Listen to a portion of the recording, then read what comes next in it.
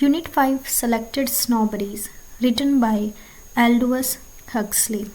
इस ऐसे के अंदर 7 पैराग्राफ्स हैं जिसके अंदर राइटर स्नॉबरीज के ऊपर डिस्कशन करते हैं। इस ऐसे का टाइटल है सेलेक्टेड स्नॉबरीज। इसका मतलब ये है कि राइटर यहाँ पे कुछ सेलेक्टेड स्नॉबरीज का ही डिस्कशन करेंगे, सभी का नहीं करेंगे। और जिन स्नॉबरीज पे राइटर डिस्कशन करते हैं ये बड़ी ही कॉमन है। ये डिजीज़ के बारे में, बूज़ के बारे में, मॉडर्निटी, आर्ट और कल्चर, इन सब के बारे में है। हक्सले की स्टाइल बड़ी ही इंटरेस्टिंग है। पर्टिकुलरली यहाँ पर वो हर एक स्नॉबरी की वीकनेसेस को एक्सपोज करते हैं। फॉर एग्जांपल, एक सोसाइटी के अंदर जिसमें बहुत सारी स्नॉबरीज हैं, उसको एक डॉग के साथ कंपेयर किया गया है जिसके ऊपर काफ़ी सारी फ्लीज हैं। स्नॉब वर्ड का मतलब यहाँ पर यह है कि एक ऐसा पर्सन जो ये सोचता है कि वो लोअर सोशल क्लास के लोगों से कहीं ज़्यादा बेहतर है, और यही स्नॉबरीज का मतलब है। यहाँ पे काफ़ी सारे सब्जेक्ट्स के ऊपर लोग खुद को दूसरों से ज़्यादा अच्छा समझते हैं, तो उन्हीं स्नॉबरीज की बात यहाँ पर की गई है। इस ऐसे की समरी को देखते हैं। यहाँ पर हर तरह के लोग हैं और हर तरह की स्नॉबरीज हैं। स्नॉबरीज का मतलब मैंने आपको बता दिया। इसीलिए इस वर्ल्ड में ऐसा नहीं हो सकता कि जो लोग हैं वो किसी चीज़ को लेकर स्नॉबिश ना हो, मतलब दम्भपूर्ण ना हो। हालांकि एक एक्सेप्शन भी है। ऐसा पॉसिबल नहीं है कि कोई पर्सन लेप्रोसी का स्नॉब हो। लेप्रोसी एक डिजीज़ है जिसको कुष्ठ रोग बोलते हैं। इसका कोई स्नॉब नहीं है, इसको चाहने वाला इस डिज़ीज़ को कोई नहीं है और इससे कोई सफ़र करना नहीं चाहता। ऐसे लोगों का एक अच्छा खासा नंबर है जो डिज़ीज़ के स्नॉब हैं, डिज़ीज़ से ग्रस्त हैं। ऐसे यंग मैन और लेडीज़ के भी उदाहरण हैं, मतलब एग्जाम्पल्स हैं जो टीबी के स्नॉब्स हैं। ट्यूबरक्लोसिस एक डिज़ीज़ है, उसके स्नॉब हैं, उससे ग्रस्त है। और उनको ऐसा लगता है, वो ऐसा सोचते हैं कि ट्यूबरक्लोसिस के साथ मरना, डाई करना बड़ा ही रोमांटिक होगा, क्योंकि उस टाइम पर वो अपनी थोड़ी सी यूथ वाली एज में होंगे।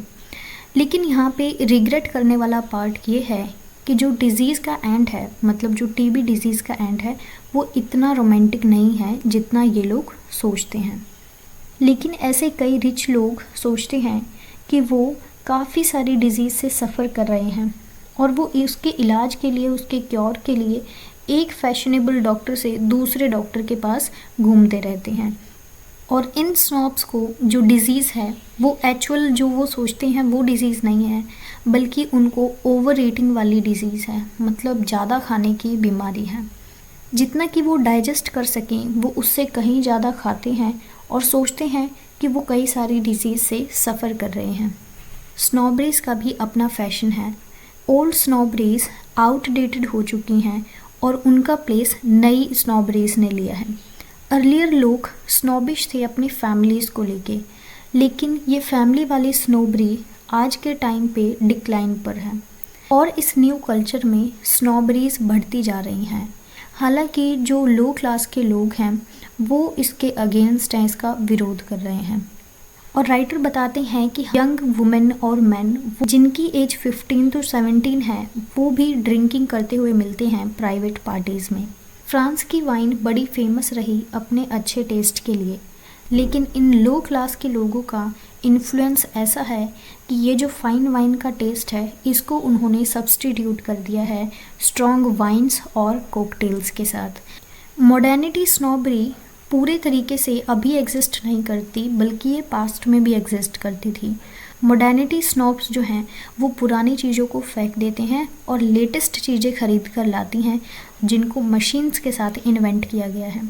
ये जो स्नॉब्स हैं ये बेस्ट फ्रेंड हैं मॉडर्न इंडस्ट्री प्रोड्यूसर्स के, क्योंकि मशीन ही प्रोड्यूस कर रही है नई नई चीज़ें और ये उन लेटेस्ट चीज़ों को लेकर आ रहे हैं।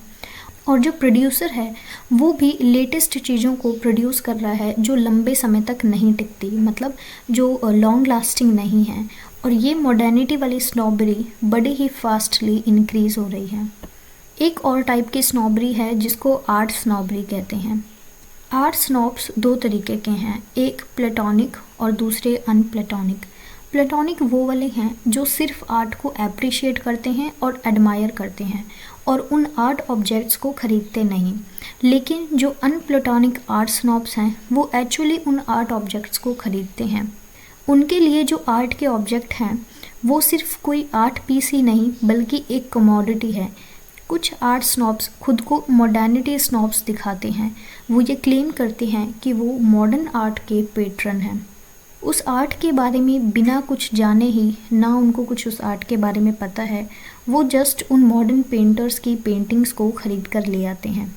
इस तरीके से ये मॉडर्न आर्ट स्नॉब्स एक ग्रेट सोर्स हैं आजीविका का उन न्यू आर्ट पेंटर्स के लिए। जहाँ तक स्नॉबरीज की वैल्यू की बात है, इसको प्रैक्टिस करने वाले के एटीट्यूड पर ही ये सारी चीज़ें डिपेंड करती हैं। अगर वो सोचते हैं कि ये सारी एक्टिविटीज़ अच्छी हैं तो सारी स्नॉबरीज अच्छी हैं, लेकिन अगर वो ये सोचते हैं कि ये सारी एक्टिविटीज़ बेकार हैं तो सारी स्नॉबरीज बेकार हैं। और अगर वो सोचते हैं कि सारा वर्ल्ड इल्यूजन है, मतलब सारी दुनियादारी माया है, तो ये जितनी भी स्नॉबरीज हैं ये मीनिंगलेस होंगी, इनका कोई मीनिंग नहीं होगा। ये सारी हमारे एटीट्यूड और अप्रूवल पर डिपेंड करती हैं कि कौन सी एक्टिविटी अच्छी है और कौन सी बुरी।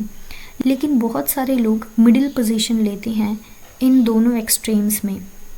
ऐसे लोग जो ये सोचते हैं कि कुछ स्नॉबरीज अच्छी एक्टिविटीज़ हैं तो वो उनको सिर्फ उन्हीं वाली स्नॉबरीज को, अच्छी वाली स्नॉबरीज को ही प्रमोट करेंगे और बाकी लोगों को भी वो एडवाइस करेंगे कि वो उन स्नॉबरीज को एक्वायर करें।